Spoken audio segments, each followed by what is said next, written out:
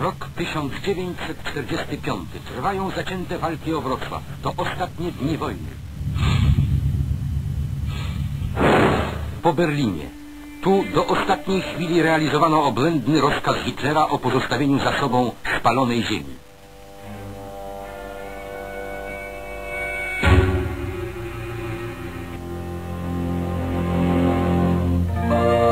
Ciągnęły już na zachód pierwsze pociągi. Polscy osadnicy przyjeżdżali na ziemię zachodnie. Tak wyglądały te ziemie, które powrócili do Polski.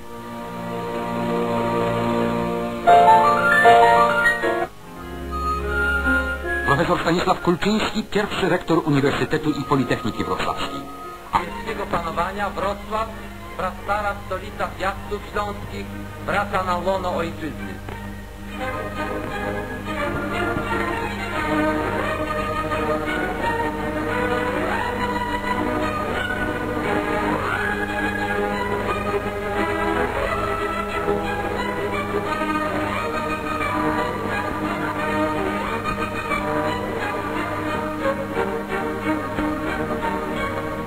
Tu Niemcy bronili się przez długie tygodnie, niszcząc zawzięcie miasto, o którym wiedzieli, że zostanie im na zawsze odjęte.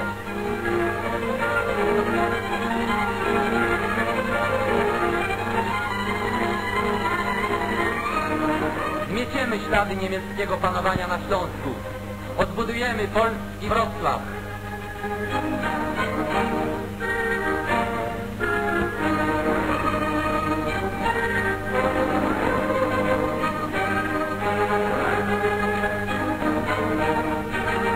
Zgodnie z umową polsko-radziecką władzę na terenach odzyskanych obejmuje polska administracja państwowa. Prezydentem miasta mianowany został znany działacz socjalistyczny Bolesław Drobner. W obozie koncentracyjnym Buchwald pod Wrocławiem więzili Niemcy tysiące bojowników o polskość Śląska. W imieniu Rzeczypospolitej dr Drobner złożył hołd patriotom śląskim, których bohaterska ofiara nie poszła na marne. Wrocław stał się znów polskim miastem. Raz na zawsze położony został kres niemieckiej penetracji na Śląsku. Studenci wrocławscy nie pozostają w tyle za kolegami ze stolicy. I oni chwycili za łopaty, organizując uprzątanie gruzów z ulic miasta. W myśl zasady bliższa koszula ciału, na pierwszy ogień poszły tereny przyuniwersyteckie. Z nie mniejszym zapałem uprzątają akademicy olbrzymi plac słynnych targów wrocławskich.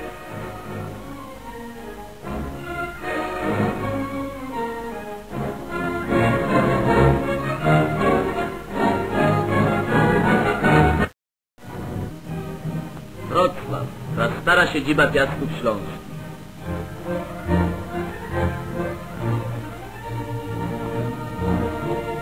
Oto budynki Uniwersytetu i Politechniki we Wrocławiu.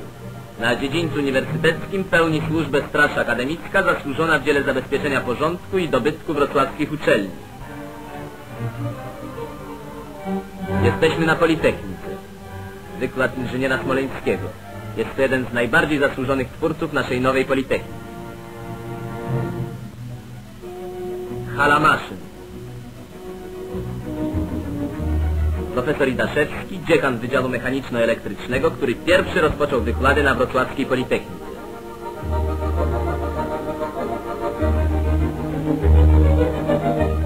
Zakład Mikrobiologii Lekarskiej Uniwersytetu pracuje pod kierownictwem profesora Kirschfelda, dziekana Wydziału Lekarskiego.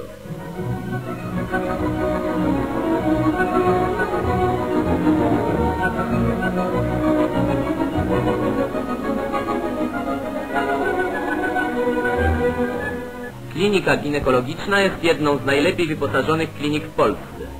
Wysłannik Polskiej Kroniki Filmowej utrwalił na taśmie przebieg operacji dokonanej w asyście studentów przez świętej pamięci profesora doktora Henryka Becka, którego niedawny zgon przyniósł nauce polskiej niepowetowaną stratę. Żłobek dla noworodków przy klinice uniwersyteckiej. Ci młodzi Polacy urodzili się już na wolnej ziemi śląskiej.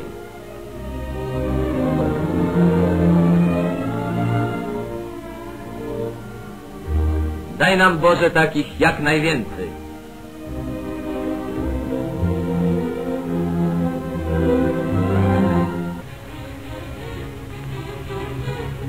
Twórcą Zakładu Mikrobiologii Lekarskiej we Wrocławiu jest profesor Ludwik Hirschfeld, uczony polski o światowej sławie.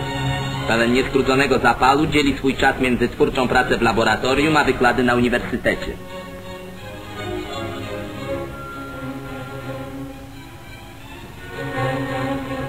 Sala wykładowa ledwo pomieścić może wszystkich słuchaczy. Nic dziwnego. Profesor Hirschfeld jest dziś autorytetem w dziedzinie mikrobiologii i badań nad krwią. Profesor Hirschfeld ogłosił niedawno drukiem książkę autobiograficzną pod tytułem Historia jednego życia.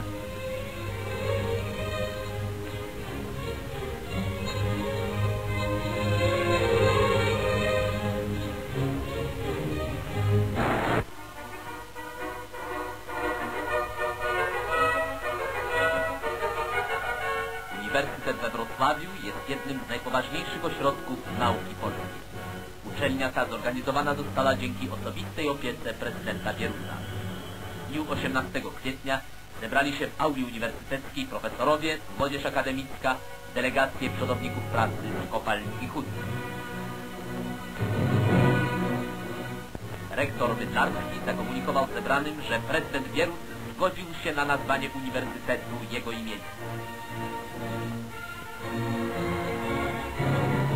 Uniwersytet Wrocławski, powołany do twórczej pracy dla nauki polskiej i kultury socjalistycznej, za drogowskaz przyjmuje wskazania Bolesława Bieruta.